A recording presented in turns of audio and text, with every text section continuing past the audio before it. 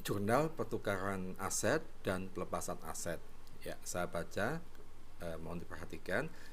Sebuah truk yang dibeli perusahaan pada 27 Mei 2018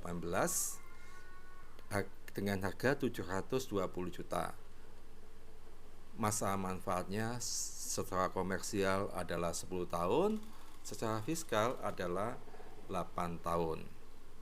Pada tanggal 26 Januari 2020, truk tersebut dijual dengan harga 650 juta. Di metode penyusutannya komersial dan fiskal menggunakan metode garis lurus. A. Diminta hitung laba atau rugi penjualan atau pelepasan truk secara komersial dan fiskal. Baik, setelah kita hitung untuk komersial, yaitu masa manfaatnya di 2018 ada 7 bulan, dibelinya 27 Mei 2018, maka penyusutannya dimulai Juni 2018, ya, Juni 2018, maka di 18 ada 7 bulan, ya, 7 bulan kita hitung, yaitu 720 juta harga perolehannya dibagi masa manfaat 10 tahun, kemudian dibagi 12 dikali 7 sama dengan 42 juta. Kemudian di fiskal itu ada 8 bulan, ya, 8 bulan, yaitu Mei dihitung. Ingat, untuk fiskal dibeli tanggal berapapun sudah dilakukan penyusutan di bulan tersebut, maka fiskal 8 bulan. Maka biaya penyusutan fiskal adalah 720 dibagi 8 tahun, dilatihannya untuk fiskalnya 8 tahun, kemudian dibagi 12 dikali 8 sama dengan 60 juta. Kemudian tahun 2019 sama 12 bulan, yang komersial adalah 72 juta, yang fiskal 12 bulannya adalah 90 juta. Kemudian Aktiva tadi dijual 26 Januari 2020.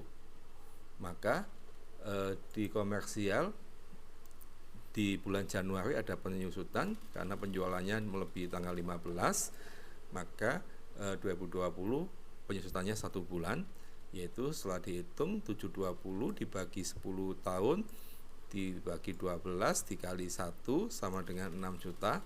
Sedangkan menurut fiskal 2020 tidak terjadi penyusutan. Di fiskal dijual di tanggal berapapun, dilepas tanggal berapapun, tidak diadakan penyusutan. Maka akumulasi penyusutan komersialnya adalah 120 juta dan fiskal 150 juta. Kemudian setelah kita menghitung laba rugi akumulasi penyusutan, kita bisa melanjutkan menghitung laba ruginya, yaitu kita hitung nilai bukunya dengan harga perolehan dikurangi akumulasi penyusutan. Menurut komersial, yaitu harga perolehannya 720 juta, akumulasi penyusutannya 120 juta, maka nilai bukunya adalah 600 juta. Harga jualnya adalah 650 juta. Maka harga jual nilainya lebih tinggi atau di atas harga beli, maka tercatat laba pelepasan atau penjualan aset. Kemudian menurut fiskal, harga perolehannya 720 juta, akumulasi penyusutannya 150 juta, nilai bukunya 570 juta, harga jualnya 650 juta, harga jual lebih tinggi daripada nilai buku, yaitu laba sebesar 80 juta. Ya, di sini ada perbedaan, komersial labanya 60 juta, fiskalnya 80 juta, maka ada koreksi fiskal positif senilai 30 juta selisihnya. Kemudian atas transaksi penjualan tersebut kita jurnal yaitu sebagai berikut.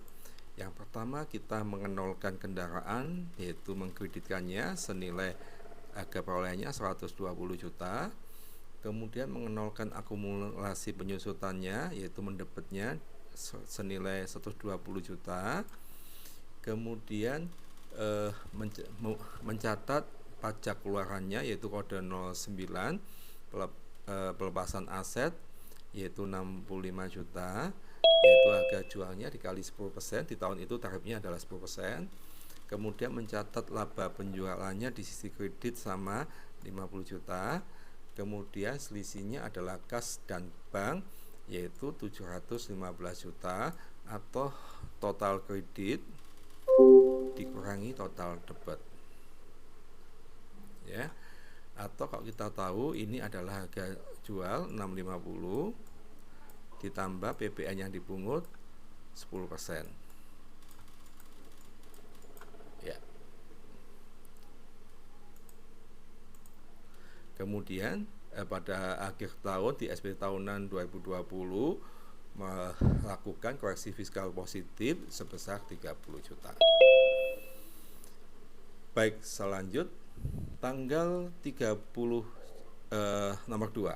Tanggal 30 Januari 2020 terjadi pertukaran mesin dan truk. Harga truk 800 juta, kekurangannya atau sisanya dibayar secara tunai melalui bank.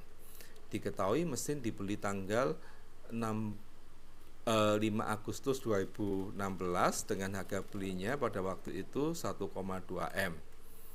Harga pasar atau harga yang disepakati saat pertukaran adalah 700 juta. Kemudian metode penyusutan menurut fiskal dan komersial adalah garis lurus dengan masa manfaat 8 tahun. Jadi metode penyusutannya, masa manfaatnya sama. Sama diminta menghitung laba atau rugi atas pertukaran truk dengan mesin, baik fiskal atau komersial. Pertama, kita menghitung besarnya penyusutan, ya, secara komersial maupun fiskal. Ya, di 2016 tadi waktu beli adalah tanggal 5 Agustus 2016, maka di komersial dicatat penyusutannya mulai Agustus, ya, mulai Agustus, maka di 2016 ada 5 bulan. Ya, 5 bulan, menghitungnya 1,2 M dibagi 8 tahun, kemudian dibagi 12 dikali 5, hasilnya 62.500.000. Di 2016 untuk fiskal sama, fiskal itu dibeli tanggal berapapun diadakan penyusutan, maka sama 5 bulan dengan perhitungan sama, yaitu 62.500. 2017, 18, 19 yaitu selama 1 tahun penyusutannya, maka setahunnya adalah 150 juta, yaitu 1,2 M dibagi 8. Demikian juga untuk fiskal. Kemudian 2020 mesinnya ditukar, yaitu pada tanggal 30 Januari 2020. Maka di komersial di bulan Januari ada penyusutan, yaitu selama 1 bulan. Setelah dihitung adalah 12,5 juta, yaitu 720 dibagi 8, ini ya, dibagi 8 dibagi 12 sama dengan 12,5 juta. Kemudian di komersialnya, ya, ingat, di fiskal dijual di tanggal berapapun tidak dilakukan penyusutan. Maka akumulasi penyusutan komersial adalah 525 juta. Untuk akumulasi penyusutan fiskalnya 512 juta 500.000. Ya. Kemudian setelah kita menghitung akumulasinya,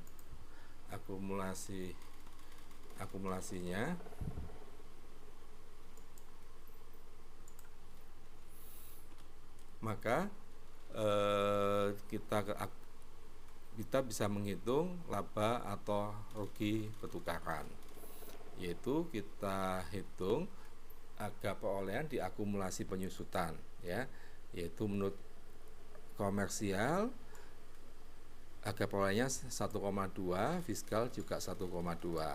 Kemudian akumulasinya di komersial 525 juta, maka nilai bukunya 675 juta. Untuk fiskal, akumulasi penyusutannya 512 juta, maka nilai bukunya 687 juta 500.000.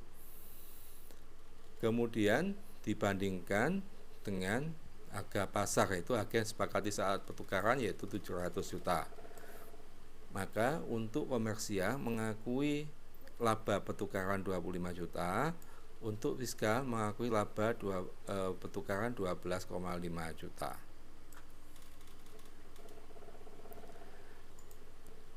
Ya, dari situ kita bisa menghitung, mencatat atau menjurnal sebagai berikut.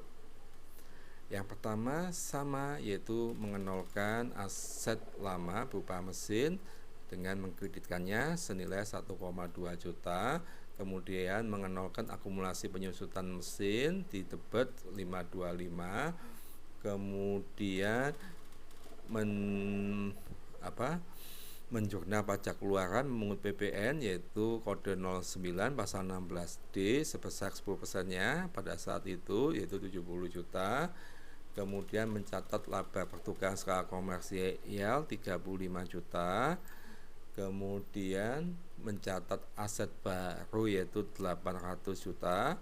Kemudian mencatat adanya pajak masukan yaitu 80 juta, tarif 10%. Kemudian dihitung masih selisih, ya, maka selisihnya adalah kas dan bank dengan dihitung total debit, ya, dijumlahkan dikurangi total kredit, maka hasilnya 110 juta. 110 juta. Baik, ya. Kemudian terakhir pada SPT tahunan 2020, yaitu untuk penyusutan tersebut ada koreksi fiskal negatif sebesar 12,5 juta.